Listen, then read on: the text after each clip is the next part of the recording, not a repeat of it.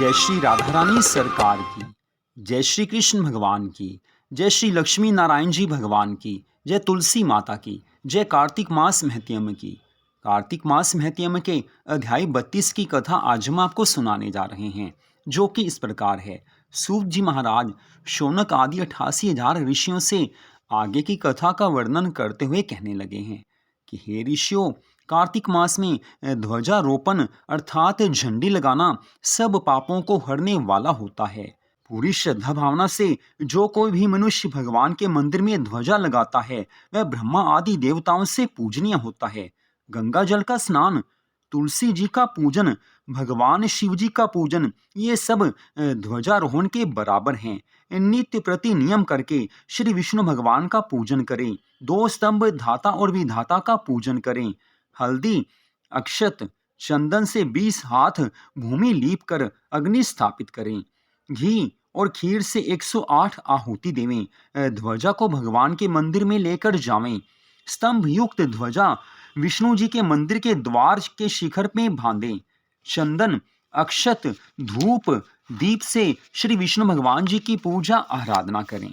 भगवान की स्तुति करें। इस प्रकार प्रार्थना करें कि हे चैतन्य रूप प्रभु, हे श्री हरि विष्णु भगवान जी, आप प्रसन्न हो जाइए। आप सारे जगत में व्यापक हो। माया से मोहित लोगों को आप दूर दीख पड़ते हो, किंतु हे भक्त वत्सल, जो आपके भक्त हैं उन्हें आप समीप ही नजर आते हो। हे प्रभु, हे जनार्दन, आपको बारंबार नमस्कार है। इस प्रकार स्तुति कर श्री हरि विष्णु भगवान जी को नमस्कार करके ब्राह्मणों को भोजन करावें और दक्षिणा देवें। इस कार्य में श्रद्धा भावना अवश्य होनी चाहिए। बिना श्रद्धा भावना के ब्राह्मणों को करवाया गया भोजन और बिना श्रद्धा के दी गई दक्षिणा का फल नहीं मिलता है। इस कारण श्रद्धा भावना अवश्य होनी चाहिए। आचार्य को जो ध्वजारोपण करता है और जितनी बार ध्वजा पवन से हिलती है उतने ही पाप नाश को प्राप्त होते हैं।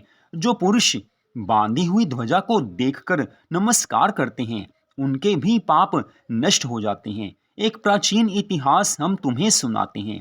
पूर्व काल में सतयुग में सुमति नाम वाला एक चंद्रवंशीय राजा था।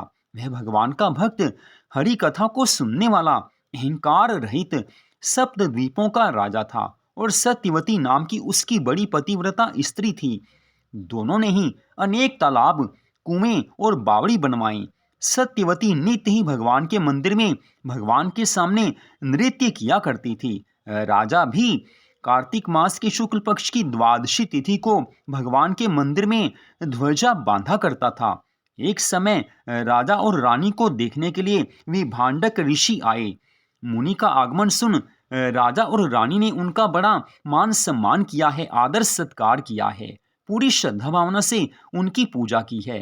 राजा रानी की ऐसी श्रद्धा और विनम्रता देखकर मुनि राजा से पूछने लगे कि हे राजन, भगवान को प्रसन्न करने के और भी बहुत से साधन हैं, परंतु इस ध्वजारोपण में आपकी इतनी श्रद्धा क्यों है? सो आप बताइए। राजा कहने लगा कि हे महात्मन, यह बड़ा आश्चर्ययुक्त इतिहास है, सो आप सुनिए। मैं पहले मालिनी नाम वाला कुमार्गी, चुगली करने वाला, धर्म का द्वेषी, देवता और ब्राह्मणों के द्रव्य को हरने वाला, गौ और ब्राह्मण का नाश करने वाला, मांस खाने वाला, चोर, लंपट तथा महापापी शूद्र था। सदा मदिरा पान करता और वैश्या गमन करता था। हमारे ऐसे कर्म देखकर भाई बंधुओं ने हमें त्याग दिया। मैं वन में आकर एक टूटे हुए विष्णु भगवान के मंदिर में रहने लगा और वन में मैं जंगली जंतुओं को मारकर अपना जीवन निर्वाह करने लगा।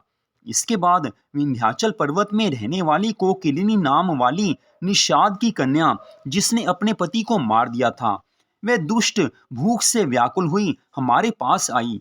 हम दोनों ने अपना अपना वृतांत एक दूसरे को सुना दिया। इसके बाद वह वहीं पर हमारे साथ रहने लगी। एक समय संयोगवश जिस दिन कार्तिक मास के शुक्ल पक्ष की द्वादशी का दिन था, हमने एक कपड़े को बांधकर उसकी झंडी सी बनाई और दोनों ही खूब मदिरा पीने से विहल होकर झंडी हाथ में लेकर नाचते रहे। सारी रात नशे में नाचते रहने के कारण प्रातः समय हम दोनों की मृत्यु हो गई। तब यमराज के दूतों ने हम दोनों को फांसी में बांध लिया और मारते मारते यमपुरी लेकर जाने लगे।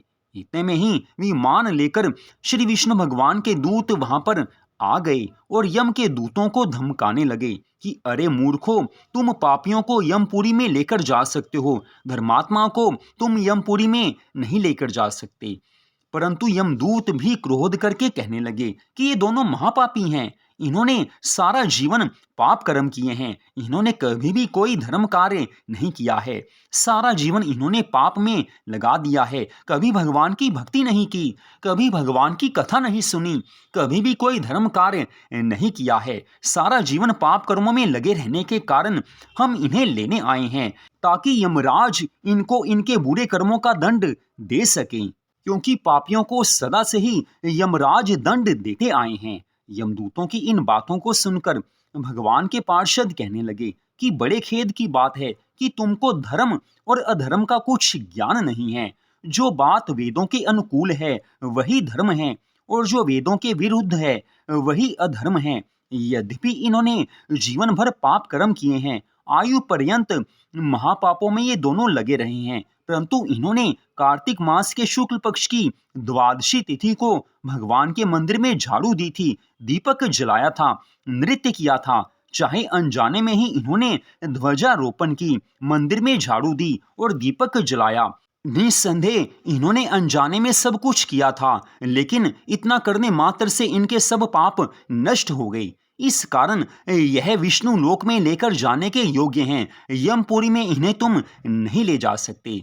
राजा ने कहा कि इतना कहकर भगवान के दूत हम दोनों को विमान में बैठाकर श्री विष्णु लोक को ले गए।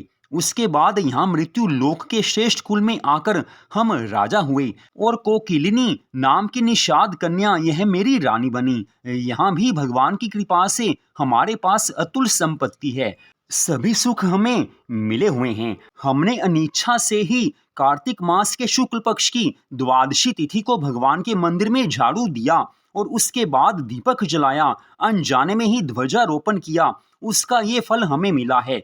तो जो मनुष्य पूरी श्रद्धा भावना से भगवान के मंदिर में ध्वजारोपण करते हैं, उनका तो कहना ही क्या है, उन पर भगवान जल्दी प्रसन्न होते हैं और उन्हें सदा के लिए अपना धाम दे देते हैं। हे मुनिवर, इस कारण हम ध्वजारोपण को सबसे बड़ा धर्म कार्य समझते हैं। हमारे मन में ध्वजारोपण के प्रति अपार श्रद्धा है। इसी साधन के कारण हम यम की फांसी से बच पाए थे और यह धर्म कार्य सबको अवश्य करना चाहिए।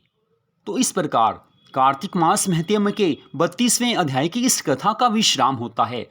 इस विशेष कथा में कार्तिक मास में विशेष रूप से भगवान जी के मंदिर में ध्वजारोपण की विशेष महिमा बताई गई है। तो इस कथा को आपने सुना, आप सबका हार्दिक धन्यवाद। जय श्री राधा रानी सरकार की, जय श्री कृष्ण भगवान की, जय श्री लक्ष्मी नारायण जी भगवान की, जय तुलसी माता की, जय सदगुरुदेव श्री बंसी वाले महाराज की, जय कार्तिक मास महत्म की, जय जय श्री राधे, जय जय श्री राधे, जय जय श्री राधे श्याम।